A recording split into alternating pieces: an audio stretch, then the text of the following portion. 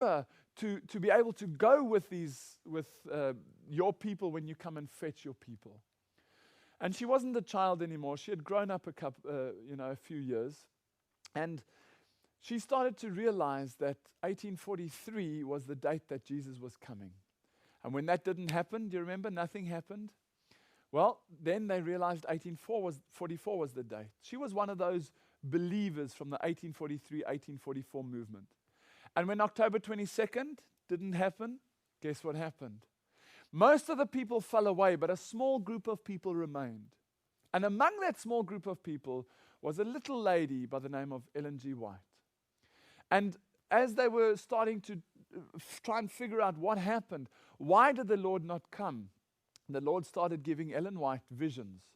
And these visions were given to guide the development of God's church that he was busy rebuilding in the Most Holy, to guide God's people and to teach them again about the sanctuary, to go and confirm and affirm their beliefs.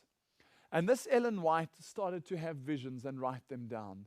And it was when she was young that she had these visions. And that's why she said in that previous slide where you saw, she said, after I had the vision and the Lord gave me the power, I withdrew. I shrank from it because I was young and didn't think the people would receive it. Well, this lady received visions. In fact, the people started to call her a prophet of God. And never did she say, I'm a prophet. She said, the Lord has called me to do the work of a prophet, a messenger, and much more. She called herself a messenger. Just like John was a messenger, John the Baptist, a voice in the wilderness. So she was a messenger. John was there before Jesus' first coming. Ellen White is there just before Jesus' second coming. And she wrote the most amazing books. You know, there were people that obviously tried to prove she was not a real prophet. So the Lord gave some physical signs for us and for the people throughout the ages since she was alive to test to see whether she is a real prophet or not.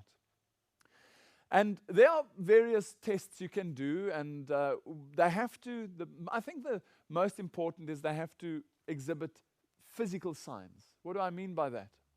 Well, a true prophet will exhibit definite physical signs when in vision. Here's an example, Numbers 24, verse 4. The prophet's eyes are opened during the vision.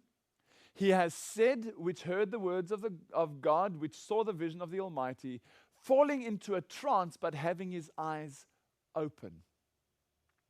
Very important, because I want you to understand that today, as you've seen in your own churches, many, many prophets are being raised. In fact, prophesying is coming up in many of the churches, the charismatic churches, and some of the Sabbath-keeping churches are prophesying. People are prophesying, laying on of hands and saying, oh, I see for you a great future, and predicting the future. Prophesying in the Bible means teaching. It doesn't mean necessarily pointing in what's going to happen with you in the future. But when you're a prophet of God, not just a mini prophet like what's going on when you're a true prophet of God, he will make sure that you're aware that there are physical signs that have to take place. And we'll take these from the Bible to check whether it's the case. One of the prophecies, one of the scriptures that has to be fulfilled when you're a true prophet of God is that when you fall under a vision, your eyes are open. Now this is important, and I want to show you the New King James Version and show you what it says. The utterance of him who hears the words of God, who sees the vision of the Almighty, who falls down with eyes wide open. So again, just to show you a different translation, why am I showing you this? Because I want to show you, that's what the New King James Version tells you. The previous one I read to you was King James. But have a look what the New International Version tells you. The oracle of one who hears the words of God, who sees a vision of the Almighty, who falls prostrate, and whose eyes are opened. There's a big difference if you have your eyes open and if in the vision you have your eyes opened. The one is a spiritual version, the one is a physical version. The NIV has changed the physical signs into spiritual signs. So now the prophet has their spiritual eyes opened and they can see the future. This is a deception because the Bible has specific characteristics about a true prophet. What about another sign? Testing the prophets. A true prophet first falls down, we saw that, has no strength, is then strengthened, but has no breath, even while speaking. Well, let's read what it says in Daniel. And I, Daniel, alone saw the vision. There remained no strength in me, like we saw in Numbers. I kept no strength. When I heard the voice of his words, I was in a deep sleep on my face, not backwards, forwards. Nor is there breath left in me. Then again, one like a man in form came and touched me, and he made me stronger.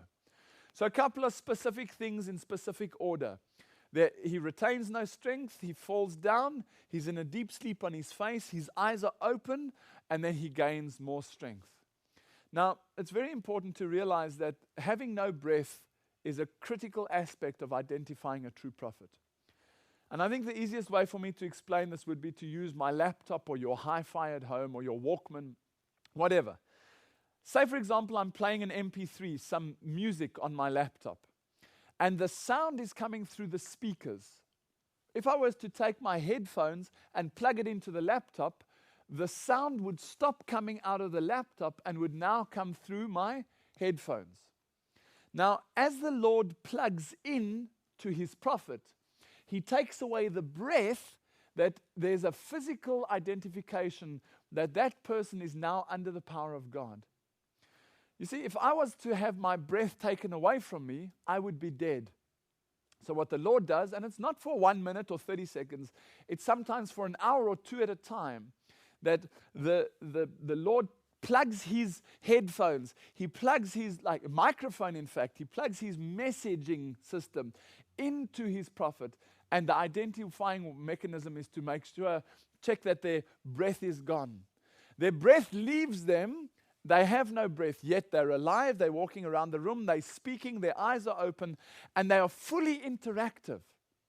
Now, this sounds absolutely phenomenal, and it is. Because the breath is the only aspect that Satan is not able to control on mankind. In the beginning, the God took the dust of the earth, and he breathed in the breath of life, and man became a living soul. The dust and the breath make man a soul. So the Lord puts man together. 1 + 1 is 3. Dust, breath together makes a soul. So what the Lord is saying here is, I'll keep the soul alive, I'll keep the dust alive, but I'll take the breath away. And that proves that whatever's happening at the moment is under the power of the Almighty God. Very incredible, very powerful way to recognize a true prophet. I think if you were to look into your church and you were to look how many of your prophets are breathing while they envision, you might be able to identify who's maybe a false prophet or not.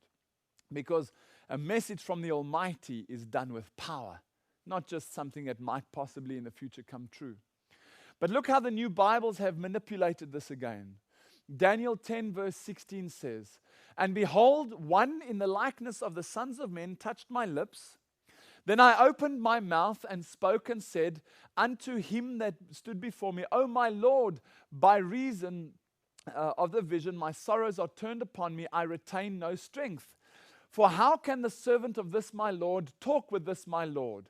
For as for me, straightway there remained no strength in me, neither was there breath left in me." So the question here is, I was in vision, I was touched, I opened my mouth and I spoke. I had no strength.